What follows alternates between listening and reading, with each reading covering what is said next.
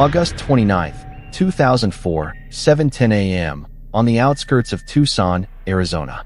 A couple driving out to check a remote site slows down when they see something pale in the dirt. It is a young woman, partially clothed, left near an old trash pit in the desert. There are tire impressions in the dust. There are burn marks on her back. Her legs have been arranged, not by accident, but by someone who wanted control even after death. Within hours, detectives will know her name: 23-year-old graduate student Lauren McKay. What really happened between her last drink and this patch of desert? For investigators, the scene is wrong. There is no sign she walked here. No trail of footprints, no dropped phone, no purse. Only drag marks, a scorched patch of soil, and the faint smell of an accelerant that never finished its job. The desert wind is already erasing the smaller clues. Back in town, Lauren is not yet officially missing. Friends think she is sleeping off a long weekend. Her parents assume she is getting ready for another week of classes and late shifts at work. On paper, nothing about her life suggests a risk like this. She has no criminal history, no known enemies, no double life. But the first real problem for detectives is not who she was. It is when she was last seen alive. Witnesses will later place her at a crowded bar in downtown Tucson around 1:30 a.m., holding hands with her boyfriend on a grainy camera. 2 hours later, several people hear an argument outside a house party a few blocks away. After that, the timeline goes dark. By mid-afternoon, the county medical examiner confirms what the scene already suggested. Lauren was strangled. She was assaulted. Someone tried to burn away the evidence and failed. Under her fingernails, there is blood that does not belong to her. It is a single, clean trail of DNA in a case that otherwise looks designed to stay unsolved. At this point, no one knows that this profile will sit in a database for years with no name. No one knows that a different crime, in a different city, will one day bring Lauren's case back from the shelf. The question is how long that file will stay cold before the system finally answers for her. Lauren McKay was not a drifter or a stranger to Tucson. She grew up in Flagstaff, Arizona, in a close, middle-class family, and moved south to attend the University of Arizona. By 2004, she was in a competitive MBA program, working nights at a busy restaurant near campus to cover her rent. She was 23, healthy, and firmly rooted in a routine that everyone around her could describe in detail. Friends say Lauren liked being in charge. Group trips, study sessions, birthday dinners. She set the time and the place. Co-workers remember her taking extra shifts and still insisting on topping the sales board. Professors knew her as the student who sat up front with color-coded notes and questions about case studies. She did not miss deadlines. She did not disappear. Once, a year earlier, she even called police on a drunk customer who tried to follow a co-worker to her car. At home, she was the oldest of 3 adult siblings. Her younger brother and sister both lived elsewhere in Arizona, but spoke with her often. Phone records would later show several calls and texts between them in the week before she died. None of those messages hinted at fear, debt, or secret trouble. In her social life, Lauren had spent the last 9 months in a serious relationship with a man named Eric Dalton. He was 25, worked in his father's construction business, and was preparing to move to Nevada for a new project. The distance worried them. They had recently argued over whether to try long distance or end things cleanly. At the same time, they had looked at rings in a mall jewelry store only 2 weeks before she died. For viewers who follow cold cases and forensic turnarounds, this is the kind of victim profile that matters. Organized schedule, clear ties, no obvious reason to walk into danger alone. If you are interested in hearing more unsolved and reopened files like this, remember to subscribe and stay with us. Because if someone like Lauren can vanish between a bar and her front door, anyone could. On Saturday, August 28, 2004, Lauren's day looked ordinary. She finished a dinner shift around 10:15 p.m., clocked out, and drove back to her apartment near the University of Arizona. At 11:30 p.m., phone records show her texting a friend about meeting downtown for drinks before Labor Day weekend. Just after midnight, cameras on 4th Avenue capture Lauren and her boyfriend, Eric Dalton, walking hand in hand between 2 crowded bars. Inside one bar at 1:32 a.m., a security camera records Lauren at the rail with a clear mixed drink. Eric stands behind her with an arm over her shoulder. To anyone watching that clip later, they look like a normal couple. The mood changes after they move to a house party a few blocks from campus. Around 2:15 a.m., around 30 people are inside a small rental. Witnesses say the music is so loud you have to shout to talk. Lauren is seen in the kitchen, then on the back patio, talking with classmates about classes starting again on Monday. Around 2:40 a.m., the night takes a hard turn. Two guests later tell detectives they saw Eric in a hallway, close to another woman, a cousin visiting from Phoenix. They describe a quick kiss, then Lauren appearing at the end of the hall, watching. The argument that follows is loud enough to stop the music. One person remembers her saying, "You can keep your secrets. I'm done."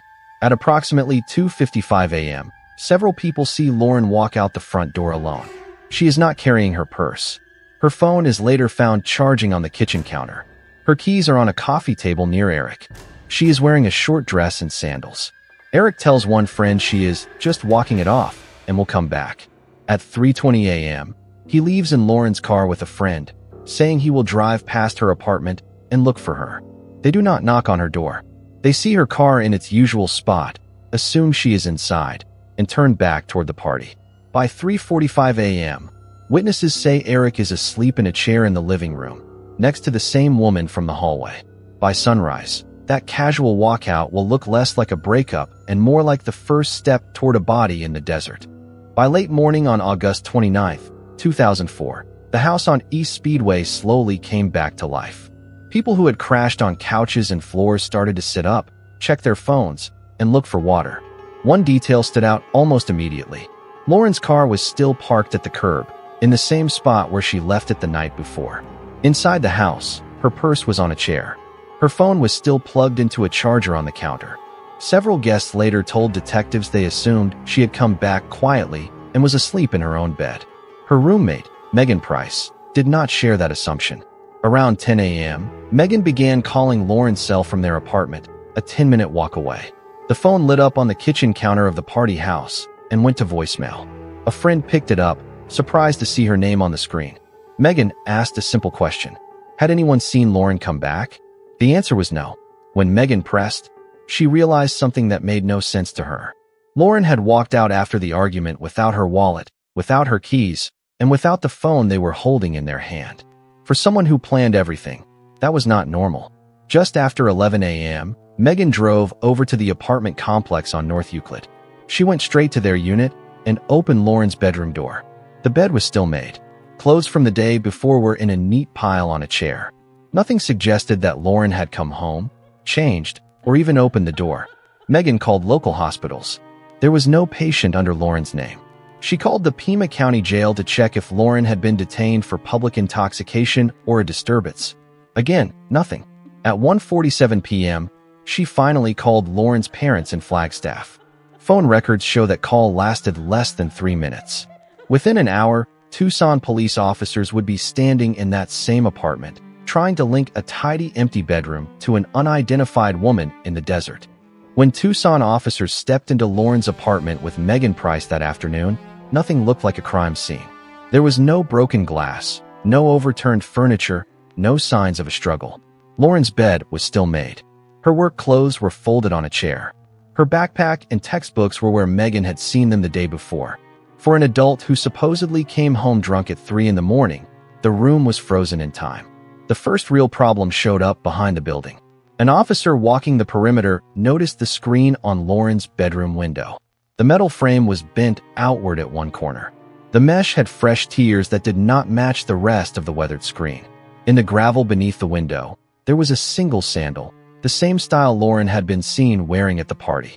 Small stones and dust were disturbed in a drag pattern leading away from the wall. For investigators, that combination raised an immediate question. If Lauren had her keys, why would she try to climb through a back window? If she did not have her keys, how did she plan to get inside at all? And if she made it as far as the rear of the building, why was there no trace of her inside? Detectives then shifted to the house on East Speedway, where the party had taken place. They separated guests and collected statements about the previous night. Most people told the same basic story.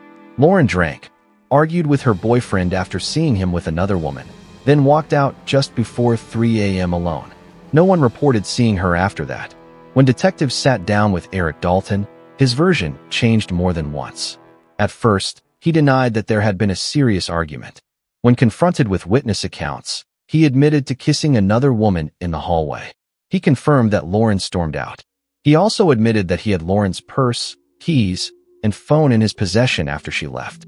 Phone records and witness statements later showed he had called Lauren's number that morning while the phone was in his pocket. As word spread that police were collecting voluntary DNA samples from everyone at the party, nearly every guest agreed without hesitation.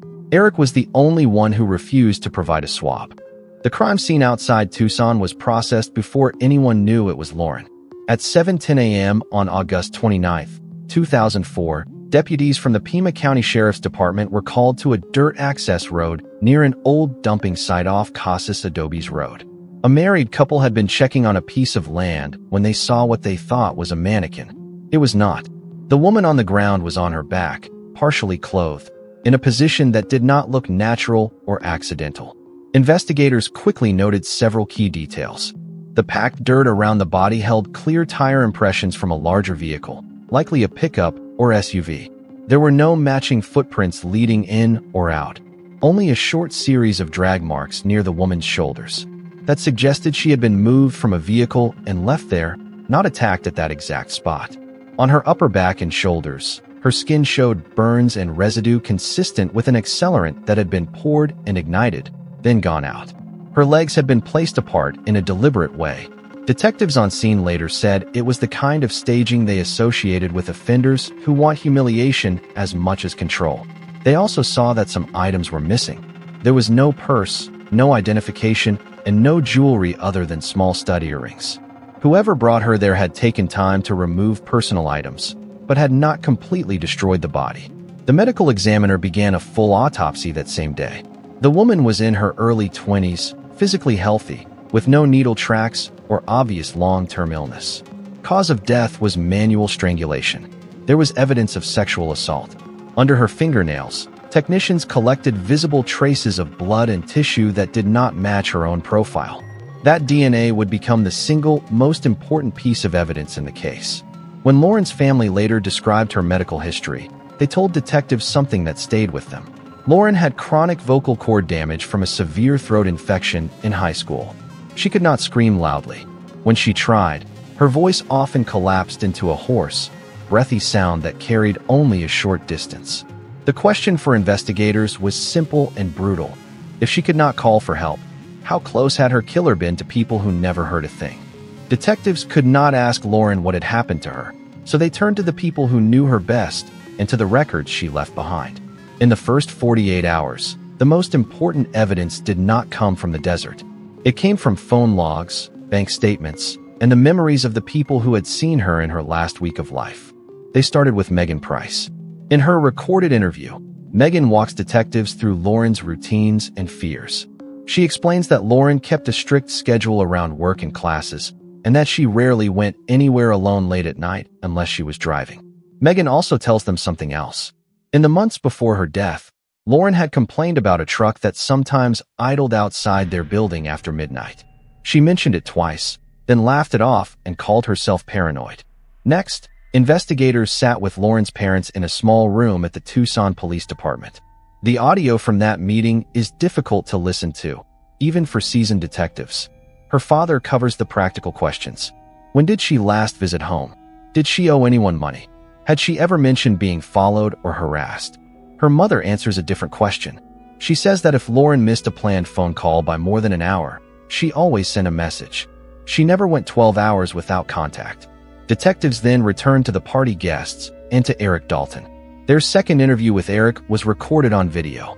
On the tape, he sits with his arms crossed, eyes red, answering in short sentences. He admits the argument, the kiss, and the fact that he left town 2 days after Lauren's body was found. He repeats that he did not hurt her. When pressed about the DNA swab, he says he does not trust the investigation and will only speak through an attorney. In the case file, these interviews are grouped under early witness statements, but one short entry stands out on the last page of that section. It reads like a warning that the real story is still missing from the record. For months, the investigation was shaped around one assumption. If a young woman is killed, you start with the man closest to her. In Lauren's case, that was Eric Dalton. He argued with her in public. He was the last known person to see her before she walked out. He kept her phone, keys, and purse after she left. He refused a simple DNA swab that dozens of other party guests had already given. Detectives built their first main theory around him. Maybe Lauren never made it all the way home. Maybe Eric followed her out, picked her up in her own car, and drove her somewhere else. Maybe he used a different vehicle or borrowed a truck from work to move her body later. The staging in the desert, the missing jewelry, the burns, all of it fit a scenario where someone tried to redirect attention toward a stranger. At the same time, there was tension behind the scenes. Lauren's parents had seen Eric as a future son-in-law. In their early meetings with detectives, they defended him.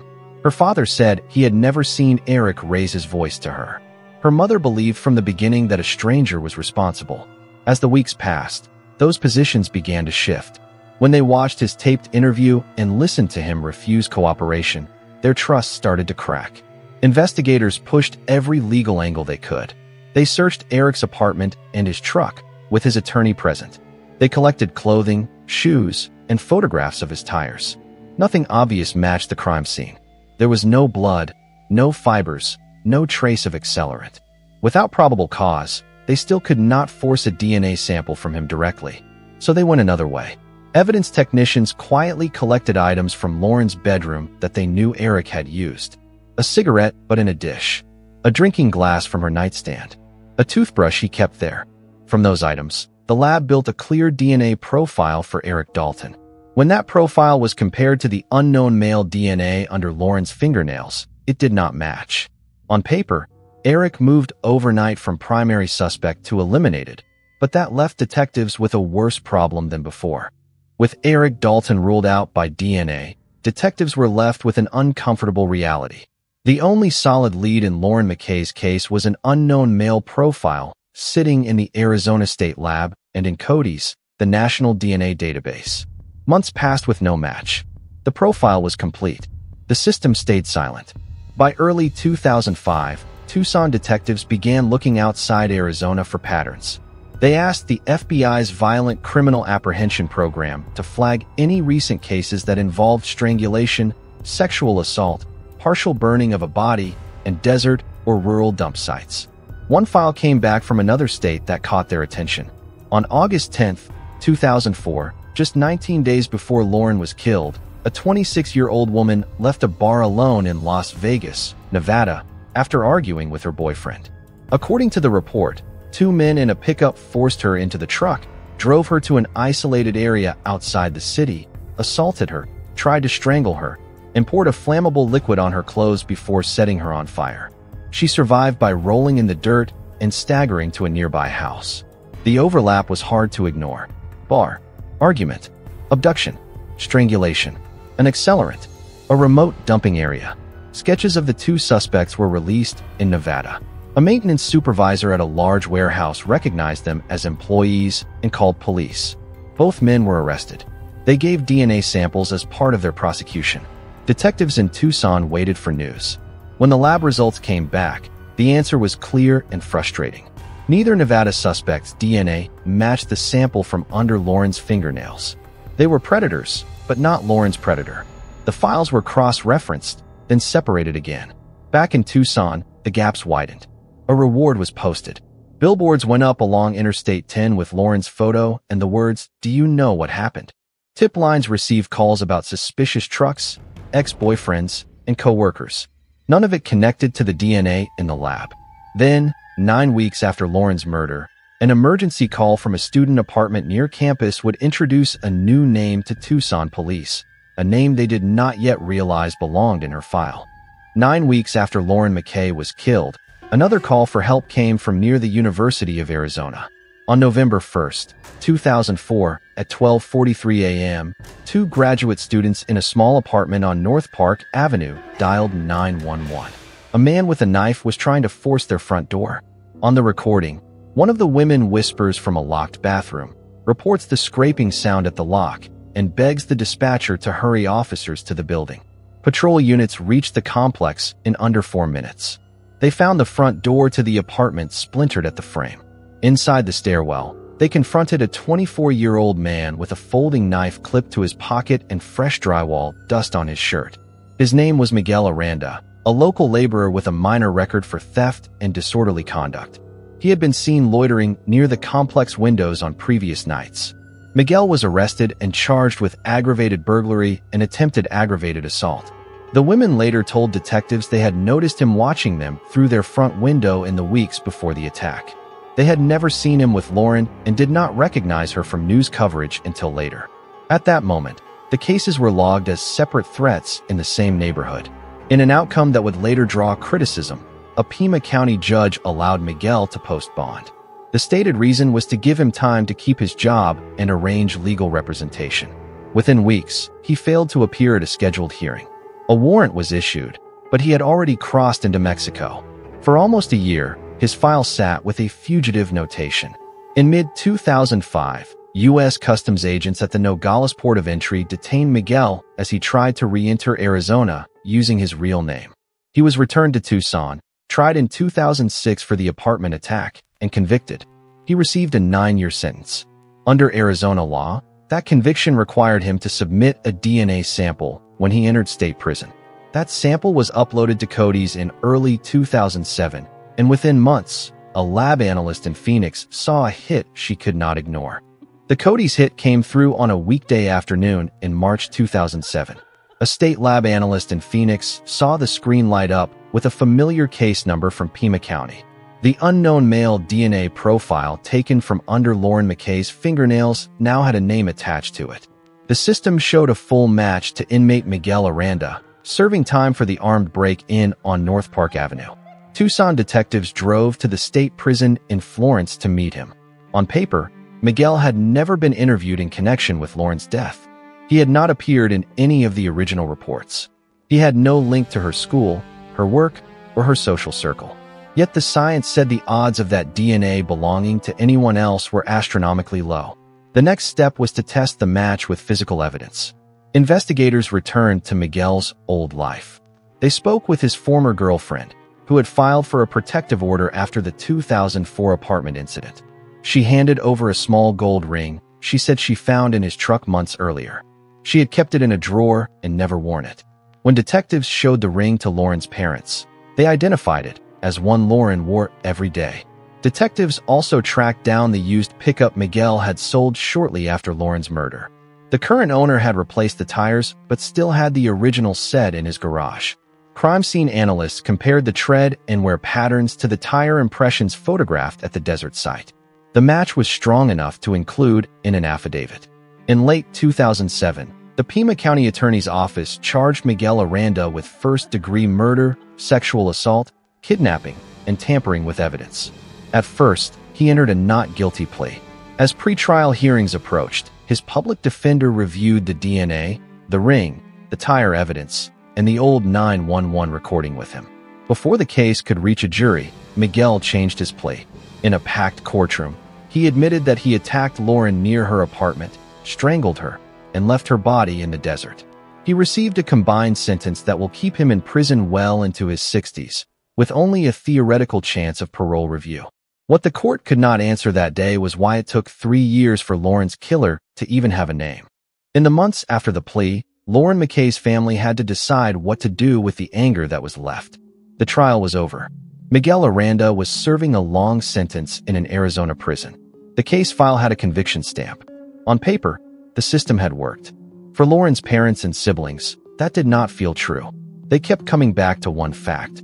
Miguel had first been arrested in 2004 for the knife attack on the 2 graduate students.